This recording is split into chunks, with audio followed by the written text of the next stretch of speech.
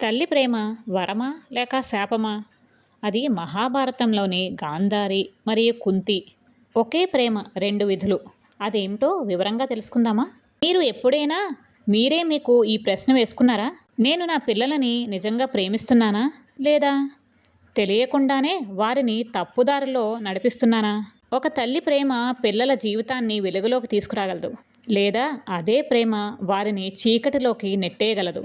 మహాభారతం మనకి ఇచ్చే గొప్ప సత్యం ఇదే. కురుక్షేత్ర యుద్ధం కేవలం ఆయుధాల యుద్ధం కాదు, అది రెండు తల్లుల ఆలోచన యుద్ధం. ఒక తల్లి ప్రేమ పేరుతో తప్పును మౌనంగా అంగీకరించింది, మరో తల్లి బాధతో కూడిన ధర్మాన్ని నేర్పించింది. ఆ ఇద్దరూ ఎవరు? వారి పిల్లల జీవితాలు ఎలా మారాయి? వారి నిర్ణయాలు చరిత్రను ఎలా మలిచాయి? ఈ వీడియోలో మనం తెలుసుకోబోతున్నాం. గాంధారి మరియు కుంతి, రెండు తల్లులు, రెండు మార్గాలు, రెండు విధులు. ఈ కథ మీరు తల్లిదండ్రులైతే తప్పకుండా వినాలి. మీరు యువత అయితే మరింత జాగ్రత్తగా వినాలి. ఎందుకంటే ఈ కథ పురాణం కాదు, ఇది మన జీవితానికి అర్థం. రండి, మహాభారతం చూపించిన తల్లి ప్రేమ రహస్యాన్ని తెలుసుకుందాం. మీరు ఎప్పుడైనా ఆలోచించారా, ఒక తల్లి ప్రేమ పిల్లలను మహావీరునిగా చేస్తుందా, లేదా అదే ప్రేమ వారి నాశనానికి నెట్టేస్తుందా? మహాభారత యుద్ధం కేవలం పాండవులు కౌరవుల మధ్య కాదు, అది రెండు తల్లుల ఆలోచనల మధ్య జరిగిన యుద్ధం. ఒక తల్లి ప్రేమ పేరుతో తప్పును కప్పుబుచ్చింది, మరో తల్లి బాధతో కూడిన ధర్మాన్ని నేర్పించింది. ఈరోజు మనం తెలుసుకుందాం గాంధారి మరియు కుంతి, రెండు తల్లులు, రెండు మార్గాలు, రెండు భవితవ్యాలు. గాంధారి భర్త ధృతరాష్ట్రుడు అంధుడు. ఆయన బాధను పంచుకోవాలని గాంధారి తన కన్నులని కట్టేసుకుంది. ఇది త్యాగంలా కనిపిస్తుంది, కానీ అదే అంధత్వం తరువాత కొడుకుల విషయంలో కూడా కొనసాగింది. 100 మంది కుమారులు కౌరవులు, వారిలో ముఖ్యుడు దుర్యోధనుడు. దుర్యోధనుడు చిన్ననాటి నుండే అసూయతో నిండిపోయాడు. అధికారంపై మోహం పెంచుకున్నాడు. పాండవులను ద్వేషించాడు. ద్రౌపదిని సభలో అవమానించినప్పుడు, పాండవులపై కుట్రలు చేసినప్పుడు, అన్యాయంగా రాజ్యాన్ని కబళించినప్పుడు గాంధారి తల్లి హృదయం తడిసింది. కానీ తల్లి కర్తవ్యం కఠినంగా మారలేదు. ఆమె లోపల ఇలా అనుకుంది, అతడు నా కొడుకు, తప్పైనా సరే వదిలేయాలి. ఇక్కడే గాంధారి చేసిన తప్పు మొదలైంది.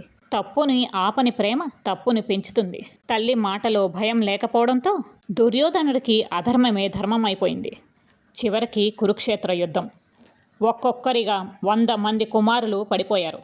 శవాల మధ్య నించున్న గాంధారి శ్రీకృష్ణుని చూసి కన్నీళ్లతో అంటుంది, నేను తల్లిగా నా ధర్మాన్ని నిర్వర్తించలేకపోయాను. ఆమె తప్పును గ్రహించింది. ప్రేమ పేరుతో మౌనం తల్లికి కూడా శిక్షే. మరో తల్లి కుంతీదేవి. ఆమె జీవితం సుఖ సమృద్ధిగా లేదు. భర్త మరణించాడు. పిల్లలు అడవుల్లో తిరగవలసి వచ్చింది. అవమానం, దారిద్ర్యం, ప్రమాదాలు. కానీ కుంతీదేవి ఒక విషయం ఎప్పుడూ మర్చిపోలేదు, అదే ధర్మం. ఆమె పాండవులకు చెప్పింది, మీకు శక్తి ఉన్నా ధర్మం లేకపోతే అది శాపమే అని.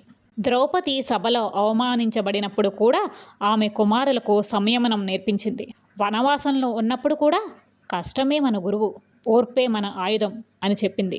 ఆమె పిల్లలను ప్రశ్నించమని నేర్పించింది, బాధ్యత తీసుకోమని చెప్పింది, ప్రతీకారం కాదు న్యాయం కోరమని బోధించింది. కుంతి ప్రేమ పిల్లలను కాపాడలేదు, పిల్లలను సిద్ధం చేసింది. చివరికి పాండవులు గెలిచారు, కానీ వారు గెలిచింది రాజ్యాన్ని కాదు, ధర్మాన్ని. గాంధారి ప్రేమించింది, కానీ తప్పును ఆపలేదు. కుంతీదేవి బాధపడింది, కానీ ధర్మాన్ని వదలలేదు.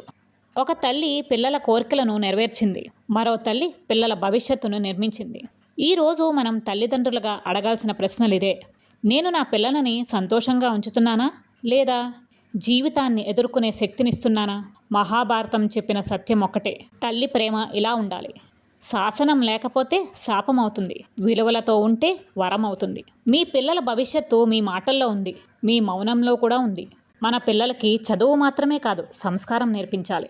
విలువలు లేని విద్య అహంకారాన్ని ఇస్తుంది, విలువలతో కూడిన విద్య వినయాన్ని ఇస్తుంది. మాతా శత్రు పితా వైరి ఏన బాలోన పాటితః న శోభతే సభా మధ్యే హంస మధ్యే బకోయధ.